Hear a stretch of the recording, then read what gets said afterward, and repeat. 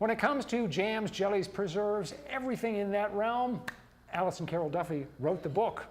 Literally, Preserving with Pomona's Pectin is the new updated version of her cookbook. She's with us in the 207 Kitchenette main studios, and we're making a key ingredient for pie. You can't make pie without the pie filling. What kind are we doing today? We are doing strawberry rhubarb pie filling. All right, we got the rhubarb, we got the strawberries. Where do we start? Favorite. So, pound of rhubarb. Yes. Okay, this is about a pound here. You're going to slice it lengthwise and cut it into sort of like 3/4 inch chunks, essentially, like this. I've already done that here. Okay. So we're going to go ahead and put that right in the pot to get it heating up. And then we're going to add a 1/4 cup of water. And then you can stir that a little bit while we're just going to get that heated up. So then the other part are the berries, right? Yes. So we've got 1 pound of strawberries. This is about a pound. Got it. And I've already prepared them here. So I washed and stemmed. Yes. Ready to go. Okay. We're going to add those in just a minute. We're going to let that heat up in a second. Okay. A little bit more. So we're going to add in now the calcium water. Oh, so let me talk about how to make this calcium water. Okay. This is a component of our pectin. Yes. Okay, so the pectin we're using today is called Pomona's Universal Pectin. And it's a different kind of pectin in that it gels with the addition of calcium rather than the addition of sugar, which is a little different than other pectins. Okay.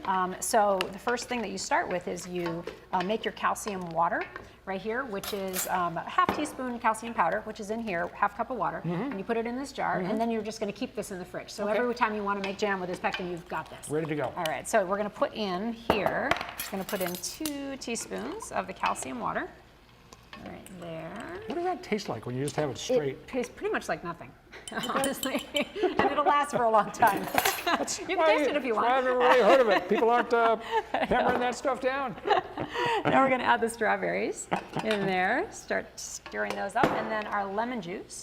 We've got 2 tablespoons of lemon juice that we're going to put in. Do I have to stir these gently so they don't get exactly. don't get broken up? Exactly. So kind of like just with like you know, when you think of pie filling, you want kind of whole pieces of fruit in there. Yeah. So exactly. We're not making jam here. Exactly. So essentially, we're just trying to heat them up. Yes. So while you're going with that, we're going to go to the next part of the pectin, which is the pectin powder, which is in this little packet here. Right.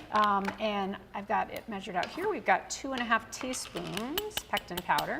And that's going to get added to the sugar. We've got 1 1/3 cups of sugar. Now this is the thickener that holds this together, right? Yeah, exactly. So the reason that you add the pectin to the sweetener rather than directly in there is that it can clump a bit if it goes directly in, whereas if you mix it in really well with the sweetener, it distributes it, and then when you add the sugar to that, it'll dissolve well. Got it. So how's that looking? Well, I personally think I'm doing a superb job of stirring here, but you tell me. It looks good. It looks good. Does it look like the strawberries are hot? I think they're getting pretty close. I think they are. Yeah, because this is hot. Yeah, that's great, and they're still nice and whole, which is fantastic. Yeah. Well, again, that's your technique. excellence in stirring.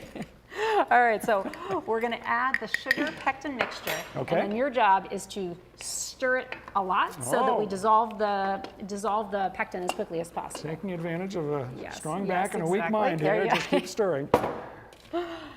So what's going to happen now is that will dissolve over the next couple of minutes, Right. and then we're going to bring it back up to a boil. How do you know when it's ready to, or when it truly has dissolved? It's just when that's You basically for like a minute you're going to want to stir it, Okay. and that's sort of about the time that we estimate for it to dissolve. You can't really see it, but if you and during that time it's going to be coming back to a boil. Okay. So pretty much once it's back at a boil, as long as you've been stirring well, you can pretty much count on the pectin being dissolved.